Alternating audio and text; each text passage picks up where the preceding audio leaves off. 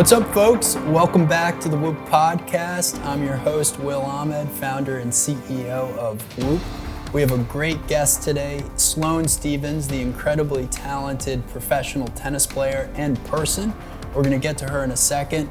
A reminder, you can use the code WILL, that's W-I-L-L, and get 15% off a Whoop membership. Check that out at whoop.com. Okay, I sit down with Sloane Stephens, the very talented professional tennis player. We talk about her amazing ascent in the world of tennis, turning professional at 16, becoming one of the top 100 players at the age of 18, winning a US Open. We talk about all the things that she did to rise to the top. We also talk a lot about her approach to life and her general attitude towards mental health, the things that she does, the techniques that she has to ultimately stay balanced. I think this is really one of the unique pieces of information that Sloane shares with us. We talk about her Whoop data, what she does to sleep well and recover, how she keeps her mind balanced throughout the chaos that is being a professional athlete. And she also shares some of her favorite athletes that inspire her. So without further ado, here is Sloane Stephens. Sloane, welcome to the Whoop Podcast. Thanks for having me. You grew up, as I understand it, in Florida. Did you always know you were going to be this phenomenal tennis player? Oh, no, definitely not. I was not very good when I first started. So I started playing because I grew up across the street from a club and I just was taking lessons. My mom secretly wanted me to be a tennis player. My mom was a swimmer and my dad played football. So tennis is a weird sport in between. And I just honestly wasn't very good, but I turned out to be okay. At what point did you start to realize, okay, I'm good at this? When I was 15, I started getting approached by agents and like other people in the industry, like just asking if I was going to turn pro or if I was going to go to college or what my situation was going to be. And that's when it really like kicked in that I was going to have to decide. I was planning on going to UCLA. Like I always wanted to go to UCLA. And so I was approached by an agent and started speaking to my mom. Then more agents came and my mom was like, okay, well, what do you want to do? And I was like, I don't know, like what should I do? And I think like a year went by and then I finally decided to go pro and I was like, I can just do college online. And that's literally what I did. Around that time you were ranked 5 in the juniors, right? Mm-hmm. And so you were growing up going to a lot of these different tournaments. Mm-hmm. Do you have any memory of winning a tournament or some battle against another 12-year-old or 13-year-old and you're like, yeah, this feels right, like I want to compete? Yeah, I have so many memories of like my arch nemesis from like the 12 and unders and 14 and unders. But when I was probably 15, like the year I turned 15, I was able to travel international and I won a tournament in Milan, which is a Bonfiglio, which is like one of the biggest tournaments like for juniors. And I made the semifinals of the French Open. So I went on like a good little run there and I was able to play Wimbledon. I won 3 double slams. It was a good experience. I'd say my junior career was a good experience because I didn't travel until late into like my junior career. And then I got to a high enough ranking where I was able to get into other pro tournaments. So I kind of had like a good transition. And when I decided to go pro, I was like in a good spot. But I had so many great memories. Like I traveled with my family, my grandparents came, like my mom, my brother, like everyone was like involved in my tennis life, like especially my junior life. And so, yeah, it was fun. I honestly like had the best time and I felt like I was able to enjoy it. And it seems like you didn't feel some overwhelming pressure. You know, I've talked to other athletes and, you know, they did feel some level of pressure in those early stages. For you, it sounds more carefree, more fun. Yeah, and I think that was because I wasn't the best in my age group when I was young. Like in the 12s, I wasn't number 1 in the country. 14s, I wasn't number 1 in the country. Like I didn't have the pressure because I just wasn't that good. Like I don't think it's because I wasn't that good. I just didn't. Although 5 is right there for a junior, yeah. right? Like that's the thing. Like I was probably 100 and then I won the really big tournament, which is one of the biggest tournaments, and I semifinaled a Grand Slam, a Junior Slam. So then my ranking shot up, but before that I was still playing kind of like the smaller like ITFs and stuff. So my ranking, I didn't have the pressure of like number 5 junior in the world. Like that only happened like the last like 2 years of my junior career. So I wasn't really that stressed out about it, where I think other people like being number 1 in like the Little Mo and the 10 and unders and the 8 and unders, like I barely started playing tennis, so I didn't feel a lot of the pressure that a lot of the other kids did, and I just did it for fun. So I don't think going into it, I never was like, I'm for sure going to be like an amazing pro. Like I was like, oh, I'm gonna go to college. It's gonna be so fun. Like parties, yay. So you decided you're going to go pro. How old are you? I was 16. And is that a nerve-wracking decision? No, it wasn't. Like I literally was like, okay, well, I'm gonna go for it. I'm gonna try it. And I just decided, I had already homeschooled like all of high school. So I graduated early and I just was like, okay, I'm gonna go for it. My mom had saved up for my college. I had like a little college situation going on. So I was like, okay, I'll just do it online and see how it goes. And I turned pro and I did college online and that was it. Now, by the age of 18, I understand you were the youngest person ranked in the top 100. That could be true. I don't know. Well, that's kind of a big deal. But it seems Yeah. like, again, these sorts of things didn't quite get to you. You kind of had this eye towards how much better can I be? I love playing tennis. This is fun. Yeah, definitely. I always felt like tennis was my vehicle. Like I don't know if I was like put on this earth to be like the number one tennis player in the world, to be the greatest tennis player ever. Like I just enjoy playing tennis, and like I feel like after I stop playing tennis, I'll have another career in something else. And like there's a lot of life to live. Like tennis careers are very short. You imagine retiring at 35 and then what do you do for the next like 60 years? Like what happens? And I think I've always just been like, there's so much more than being an athlete. And I feel like a lot of people, you know, when they are playing, they support so many people, and the pressure of like supporting your family and the pressure of being a role model and all of these things that come with being an athlete, it doesn't help your performance. Like it literally just stresses you out. Sure. And I think a lot of the times you can't control that because it's obviously a lot of outside things happening.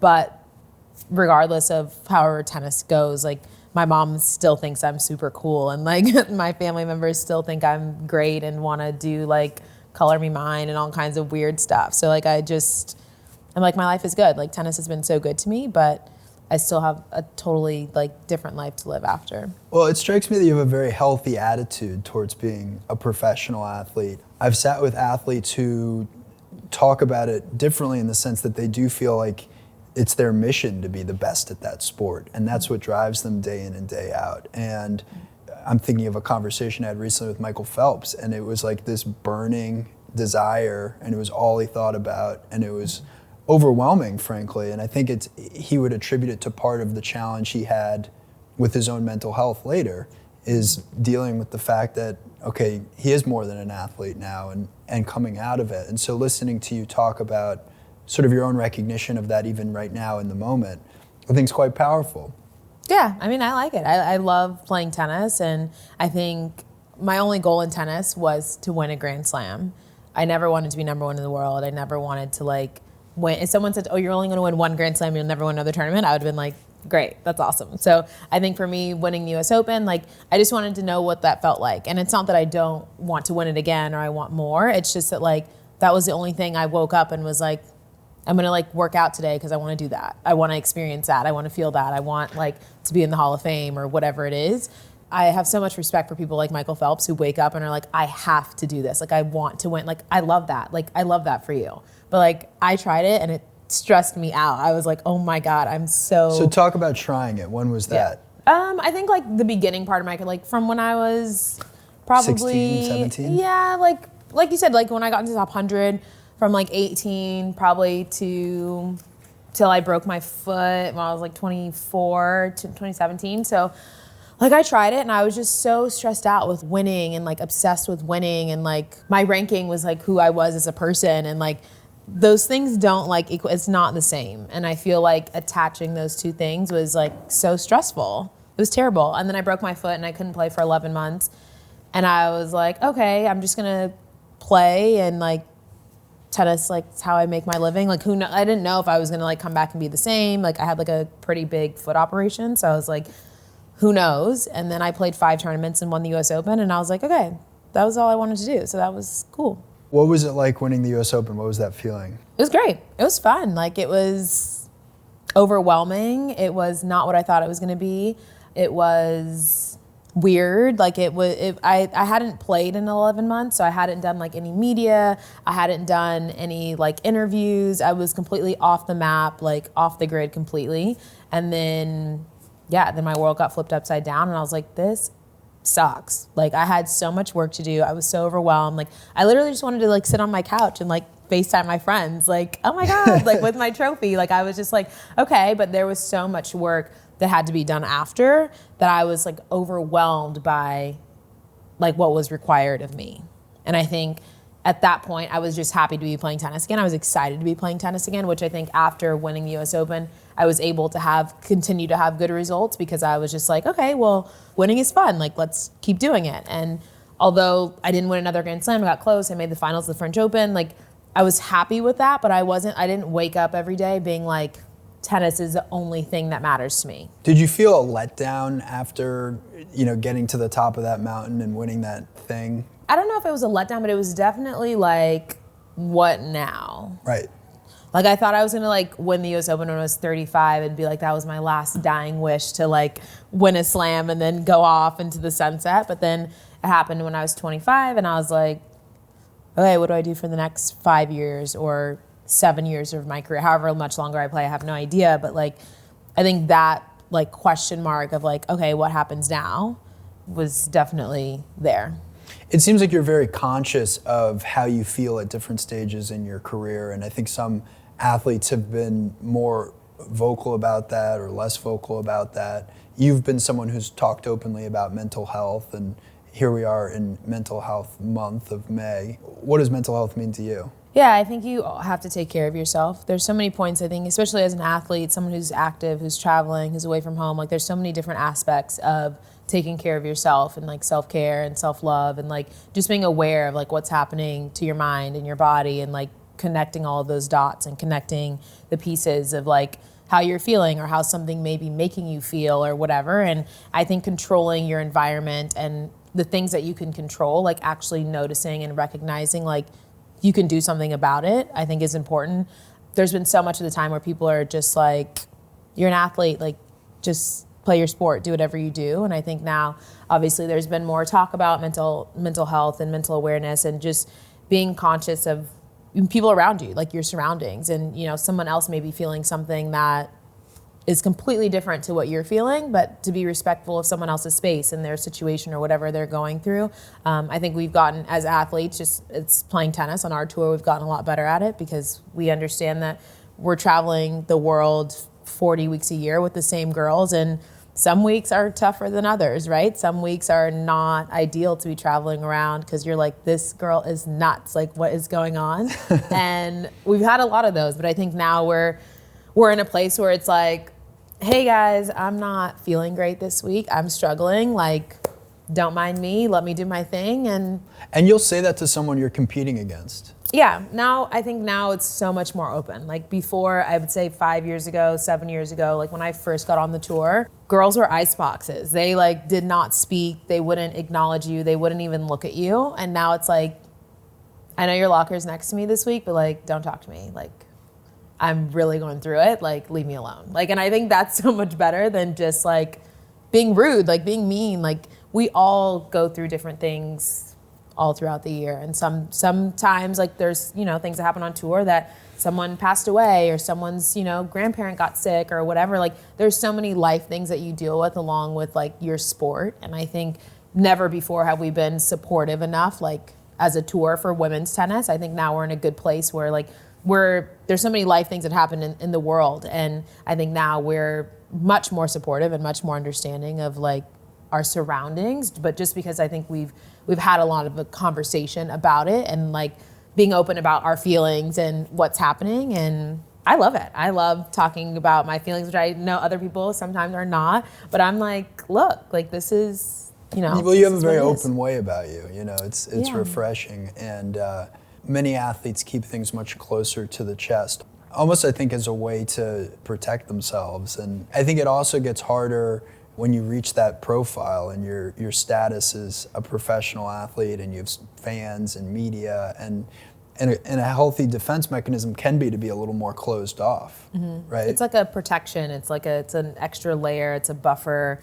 it's your safety net, all of those things like that make you feel a little bit more comfortable. Like I think athletes are already a little bit uncomfortable, whether it's like just walking down the street and being recognized. Like a lot of those things, like if someone comes up to me and like touches me and I'm like, ooh, who are you? Like thinking like that someone I know, it's like, no, it's not like my mom's like coworker. It's literally a random person that I don't know. Like I think a lot of the time, like dealing with that, like people don't understand, like it's very stressful being an athlete. I think a lot of fans don't necessarily realize that you kind of have to put on your armor some days to go to work, right? Yeah, like it's not always like super chatty and fun. It's like each athlete deals with their focus or their concentration or their like get ready or whatever it is very differently, right? Like some people like complete silence. Some people like to like lay in a dark room. Some people like there's so many different things I know that people do that I'm like, whoa, like I couldn't do that. Some people have to eat 6 bananas and like whatever. Like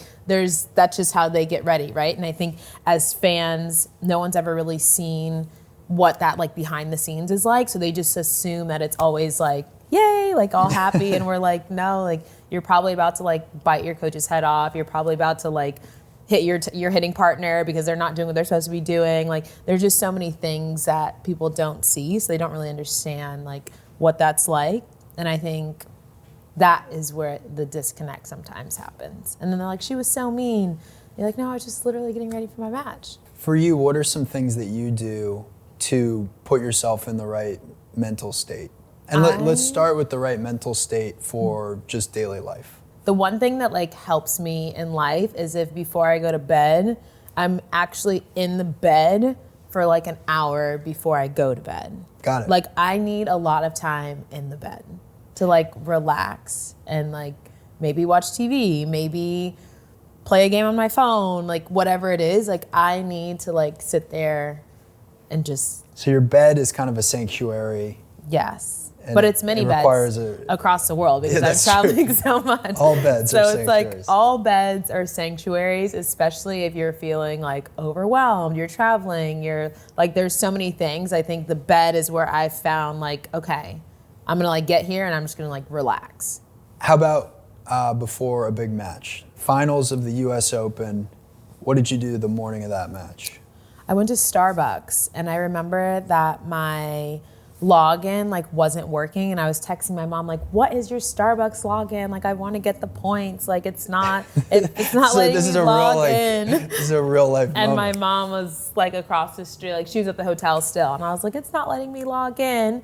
And I walked and then I walked back and my coach came to the room and he was like, oh, I've had your laundry for 2 weeks. I just wanted to drop it off. And then after he told me, he was like, I just felt like you were going to be so nervous, so I came to check on you. So I was like, okay, like, can you get out? Like, he hadn't come to my room the whole entire 2 weeks. I was like, why are you here? Like, he's like, oh, I had your laundry from 4 tournaments ago that he was like, I'm bringing to you. And I was like, this is weird, but okay.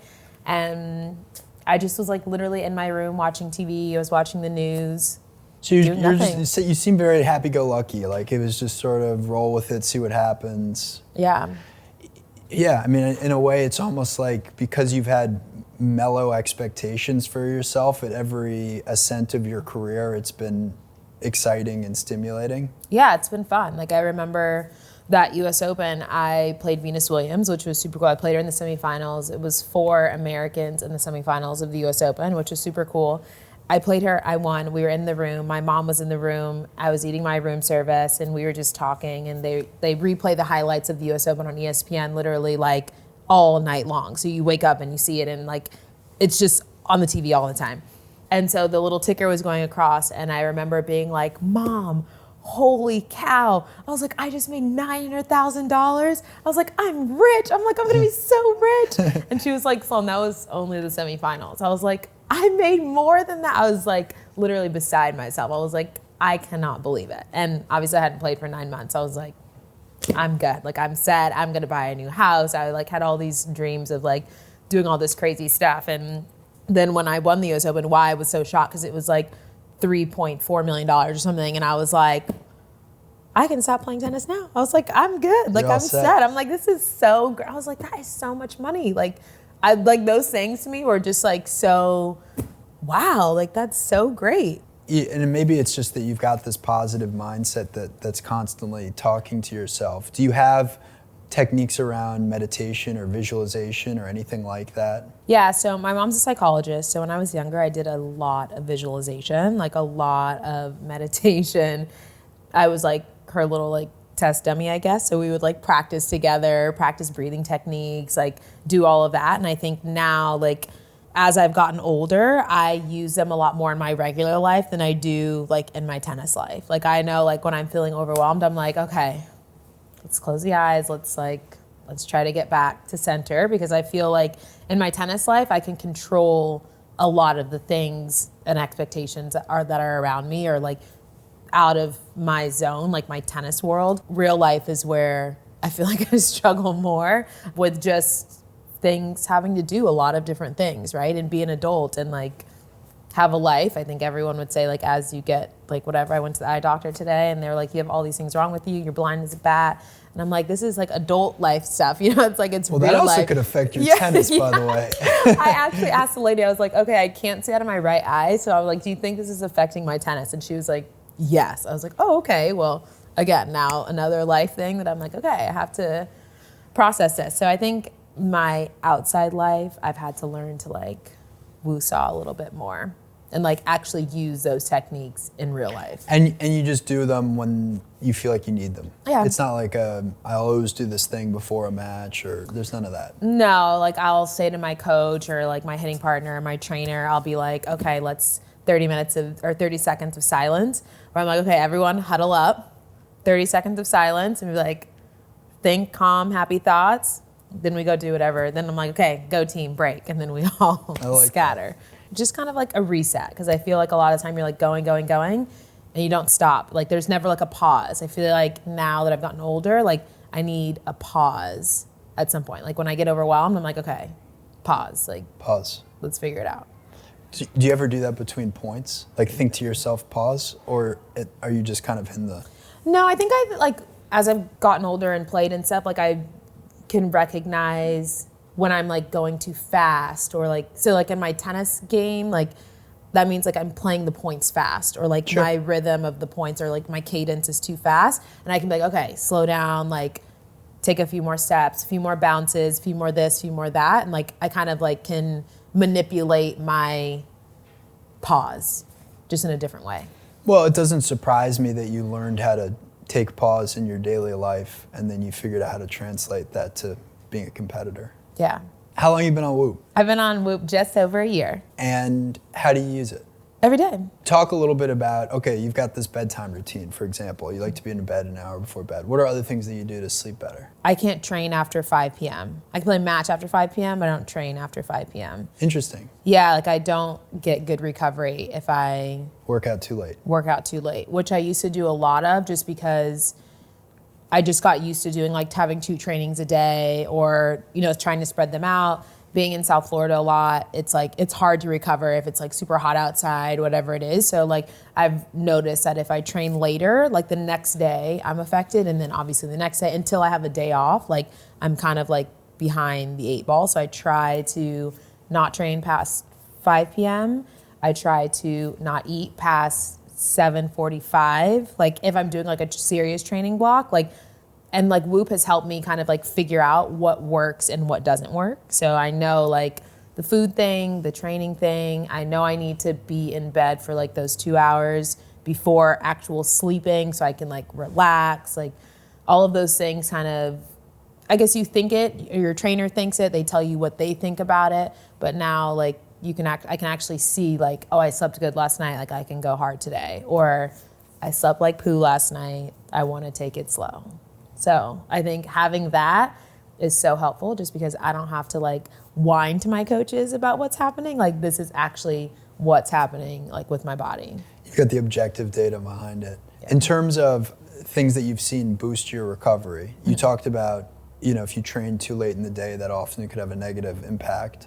What are some things that you've seen have a positive impact? Getting good sleep. Like if I wake up green, but I need to wake up at like 7 and be awake for an hour before like I do anything. Interesting.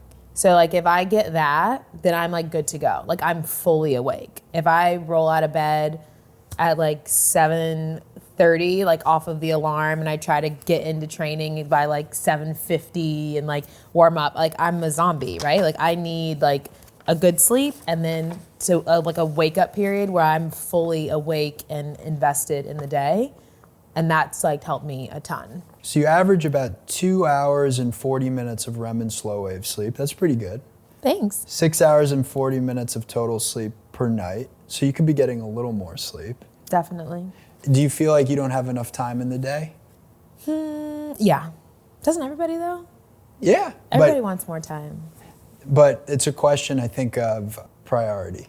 But that's the thing, like when you're doing, for me, like afternoons are like recovery. So if I'm doing like Normatec, if I'm getting a massage, if I'm like doing anything like that, like I feel like that takes up like, eats a lot of like your day. Totally. So say I work out, I train, and then you do like 2 hours of recovery after, like you're not getting home until like 7. Like it just like makes the process so much longer. So then I feel like that part eats up your day. And then when it's actually time to like relax and like just get in the bed, like you're still doing stuff because you're catching up from like what you missed, like on your computer or on your phone or your emails or whatever it is.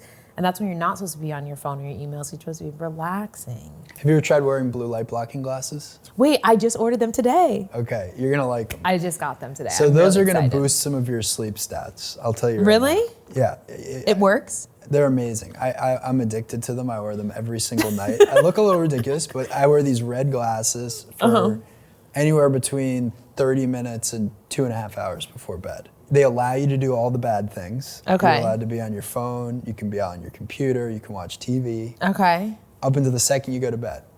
But because you're blocking the blue light, it doesn't signal to your mind to stay awake. And therefore your REM and slow wave sleep So you're actually is meaningfully like, higher. Yeah, so you're actually tired. Like you. Yeah, they make you sleepy.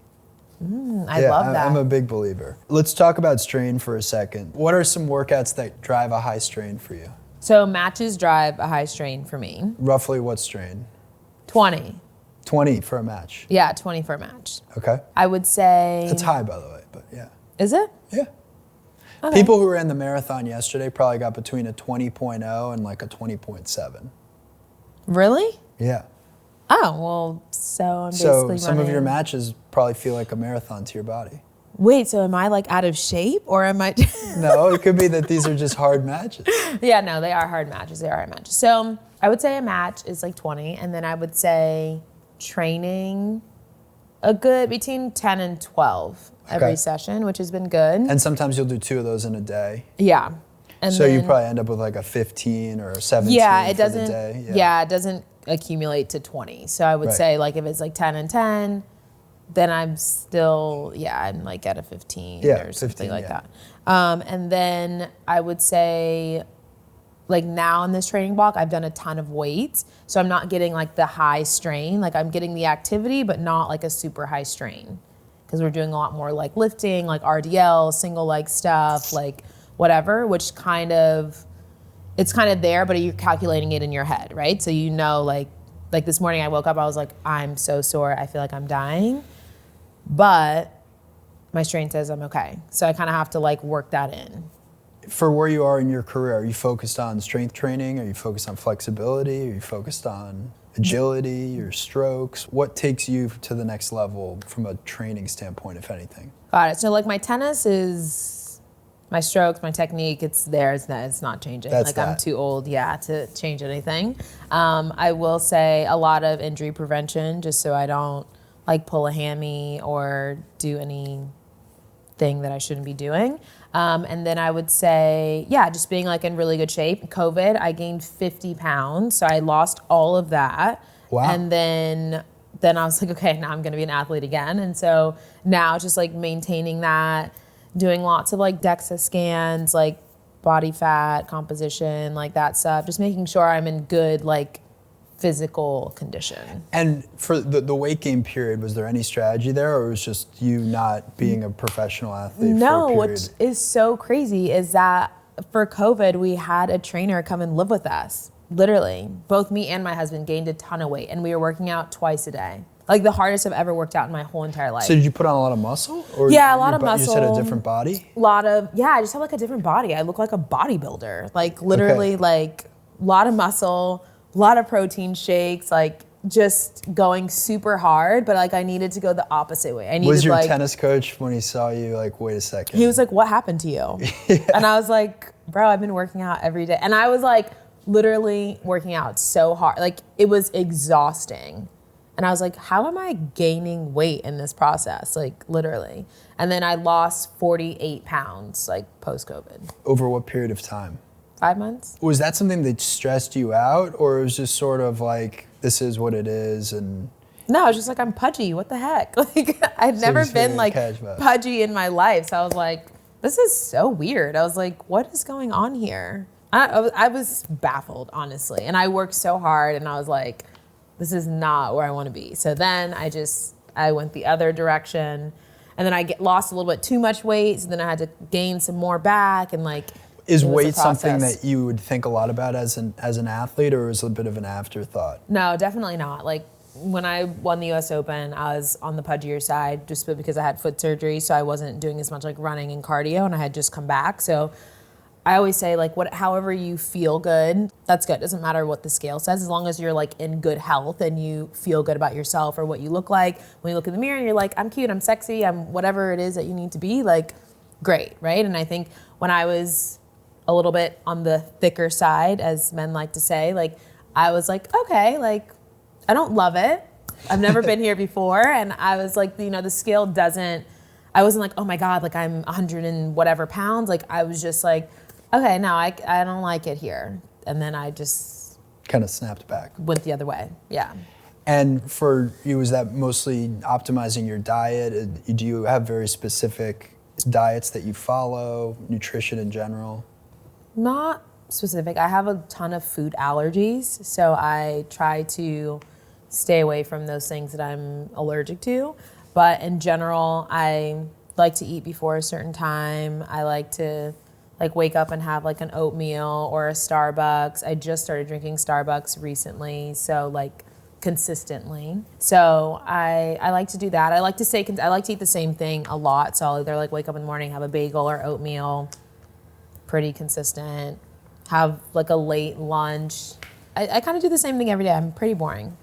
But you also seem somewhat flexible. Like if you didn't have the meal you thought you were going to have before a big match, you'd kind of roll with that. Yeah, like I'm one of those people that I don't believe that because I didn't eat the sushi before the match, like that's what lost me the match. I lost the match because I was unprepared. I lost the match because the girl played well. I lost the match because it just wasn't meant to be that day. Like I'm accepting of those things where I think a lot of athletes put a ton of emphasis and like pressure on it was like that because I didn't do this, or not because like my training was bad leading up. It was because I didn't eat the piece of bread, which was supposed to give me energy, which is like dissecting all of that. Well, I mean, sometimes there's reason to like, okay, you need more energy, or you need this, or you need that. What is something that you would say you are maniacal about, if anything?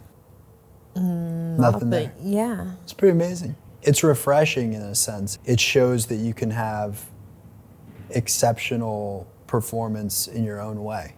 I know so many athletes who in certain ways are completely obsessive or maniacal about fill in the blank thing. Yeah, I feel like I can reach like peak me or peak Sloane by like giving my best effort in everything that I'm doing. How do you define peak Sloane?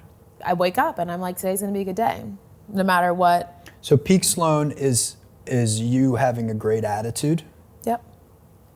And just like being ready to take on whatever. Take on the world. Yeah, whatever's gonna happen today.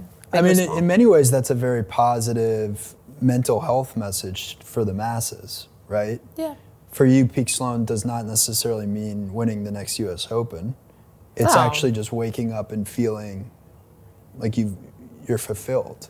Yeah, or that I could win the US Open. Yeah, or that you're capable of it. Yeah. I think not putting too much pressure on like what you're gonna wake up and like attack and like I'm gonna get a 13 strain today because I said I was gonna do it. If I don't get a 13 today, it's okay, but like did I do everything that I could to like maximize my workout or maximize my walk or maximize whatever it is? Like I think people forget to maximize whatever they're doing so that they get something out of it. Yeah, you seem very forgiving with yourself too, which is healthy.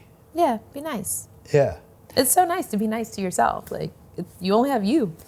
That's true, but I don't think it comes as naturally to people, you know? And I think it's probably one of the issues that people face on a daily basis is their own self-evaluation and that voice in their head that's very critical of themselves, right? Yes, I agree. I think that just being around other professional, obviously I don't play a team sport, I play an individual sport, but feel like I'm on a team because I travel around the world with the same people literally every single week. It's a bubble, yeah. Yeah, it's definitely a bubble. I just feel like there's a lot of times and points just throughout my whole career where I've been like, wow, like that person is not happy. Like you're not waking up and going like, I enjoy playing tennis or I enjoy traveling or I enjoy whatever. Like I tell all my friends, like, what are you like grateful for today? Like, are you happy to be on Earth? Like, are you happy to be with the Earthlings? Like, what's going on? Like, I feel like sometimes everyone has like their down moments where they're unhappy or they're whatever, but you have to like be aware, like, okay, that's not where I want to be. Like I said, when I was fat, that's not where I want to be. You have to bounce back. And you mentioned, what are you grateful for? Gratitude. Is that something you have a practice around? Is it something you're conscious of, that you're kind of constantly reminding yourself to be grateful of things? I think so. Like, I would say the grateful thing is I ask all of my friends that, and then the other thing that I ask all of my friends, which has like become a really big thing, I always say like, what do you love about yourself? Because everyone can like be really negative about certain things or whatever, and like it overwhelms you, I would say. So when you have to like think about something positive, you're like, oh, actually it's not that bad, or oh, like I'm not that bad, like whatever it is for you, like you forget to be like, I actually really love myself. Well, one thing that plagues, I think, probably a lot of people is this sort of misconception that grateful leads to complacent. You know, hard driving people, myself included, I think can struggle with this idea of appreciating what you have or appreciating what you've accomplished or being present in the moment and grateful for it while still having motivation to do the next thing. And often people will skip that sort of grateful step and then just be jumping to the next thing. Yeah, I'd be like, why am I not here yet? And then they'll get to that thing and realize it's not enough and be chased. You know what I mean? It's like you're constantly chasing whatever it is. And I'm always like, man, when you were however old or whatever, when you were whatever age, like you were like, I want to be a professional tennis player. I want to be making this amount of money. I want to be doing this. And like you can be doing all of that. And like at some point where you are is what like where you prayed you would get to. And like you never stop and be like, oh, I'm here. Now I'm trying to get somewhere else because I've accomplished this goal. Like they always skip the part about like, oh, like I wanted to get here. Like I wanted to be a pro tennis player. I wanted to do this. And then they're like, okay, well, I don't want to do this anymore. I want to do that. Did you find all of this mindset for yourself? Like, was this something your parents really sort of taught to you, siblings? Like, where did this understanding of, I would call it happiness, come from? I think my mom's a psychologist, so we kind of always just like speak about, you know, like happiness and trying to understand yourself. And like you said, I think a lot of people lack self-awareness and like just self-evaluation of like where you are in your life. And I've always been very vocal. I think it's something my mom just taught me, like when from young, just to like to speak about it, to have those conversations. And I think growing up, my grandparents are always like, spend the little extra money, like buy the purse, like do, you know what I mean? Like just be happy, like, you know, get the extra piece of cake. I've always just thought like, it's okay, that one piece of cake isn't gonna kill me. 1 hour staying up late is not gonna kill me. Like if it's what genuinely makes you happy and like helps you get up and be a better person, then that's what you need. But everybody needs something different. Who are athletes, individuals that you admire or you look up to? Ooh, there's so many. I really love LeBron because I just love that he like grew up in Ohio and like was a normal person and then became who he became. Obviously, I love Kobe. Like, I think people who've like experienced crazy amounts of like greatness and success in their sport are just super cool because they're so interesting because like they were, when they were nothing or when they were like someone's son at 3 years old, like thinking like, wow, they're gonna be this. Like it's so cool. Like I never would have grown up and been like, yeah, I'm for sure gonna win the US Open and I'm gonna be ranked number 3 in the world and like all like you never think that, right? So to look at someone's story and understand like where they came from, those people are super cool. Well, it's interesting you mention like Kobe Bryant, for example. Like I bet if he were sitting in on a conversation like this, he would have said, no, like I did know I was going to win all those championships. Like I woke up every day knowing that, and he actually would have had probably a different attitude in a way to how he talks about success than you. Yeah, definitely. But to me, I'm like, he's just super cool. Yeah, but you still admire it and still it's respect awesome. it. Like Yeah. I respect, like you said, like Michael Phelps, like I respect that he like woke up with like a burning passion to be that. Yeah. I don't even, you can't even describe what that is. Like Yeah. you can't describe that mindset. Like that's something that very few people have. Like there's only one Michael Phelps. True. There's only one Kobe Bryant. Yeah. Like those, like to get to that place is incredibly difficult. Like there can only be one person that can do that, right? There's like only one person that has that mind and is able to like convert on that success, like able to convert on those wins, and like that's incredible. Well, it's a fascinating combination of exceptional talent and an overachieving mindset, right? Mm-hmm. Often super high talent doesn't come with also being an overachiever, right? And That's true. And many of these sort of standout athletes, I think, are that. When you think about what's, dare I say, in the years that follow your tennis career, what comes to mind? Oh man, I don't know. I'm getting so old. And we're just clarifying, you're in your 20s, right? I just turned 29 Yeah, 2 weeks ago. Okay, so. I'm getting older. For tennis, it's older. Older for tennis, sure. Yeah, not in life though. I told you that before. We've been, like, this has been a very thoughtful conversation about life. I mean, 29 years old, you're young to life. I know. In regular world, yes, I'm young, I'm thriving, it's great. But for tennis, like people normally retire like between 30 and 35. So I could have a lot more, I could have not that much, who knows? You strike me as someone who's very present, so that would lead me to think you're not spending a ton of time thinking about life after tennis. Is that fair? That's wrong, because I literally just wake up every day and try to figure out what I'm gonna do after I retire from tennis. But I definitely want to have kids. That's like one thing that I just got married recently, and like I do want to have kids. Thank you. Not right now, but just life planning, having kids, doing things that I love to do. Like I love teaching tennis. I love working with my foundation. I love helping. Like I love so many different things. And I think tennis has afforded me the opportunity to see so many parts of the world and meet so many people. And I think narrowing in on what's most important to me and like what my passions are has been interesting. Talk about your foundation. I love it. Oh my gosh. So we're based in Compton, California. So we work with the school district. So we do high school, middle school, recess, tennis, and we're in all elementary school and middle schools in Compton. We've redone all the blacktops in all of the schools so the kids can play for recess. Obviously, they've taken like recess out of schools, which is terrible for the kids. So we've implemented tennis at recess, which has been really awesome. We have Saturday tennis. The kids are starting to play tournaments. We had our first girl last year go to a community college on a scholarship. So really cool. We're amazing. into it. Yeah.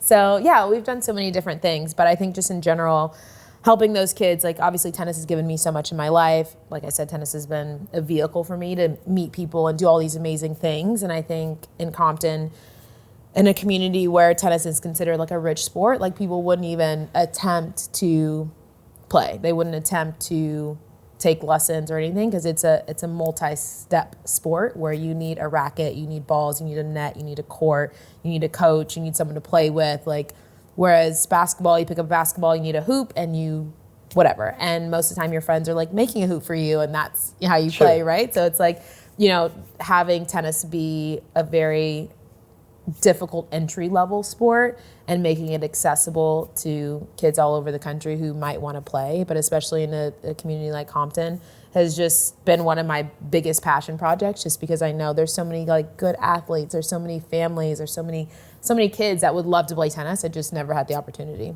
And if people wanted to learn more about your foundation or give back, how would they do that? It's just SloaneStephensFoundation.org. Pretty simple. Everything's on the website. We do so much stuff. Like we're on Instagram. We follow everything in the school district, all of the kids' tournaments, all the kids play, everything is on there. And yeah, we just, connecting as many kids to tennis as we can. Well, I think it's a great cause, and I also have really enjoyed this conversation. It's amazing hearing your attitude towards life and everything beyond just tennis. And I think it's very refreshing, and it's needed in kind of this moment of, as I think society comes out of what's been a terrible global pandemic, and there's some mental healing that's going to need to come with that. And I think a lot of people are going to, be looking for powerful voices, and I think you're one of them. Thank you.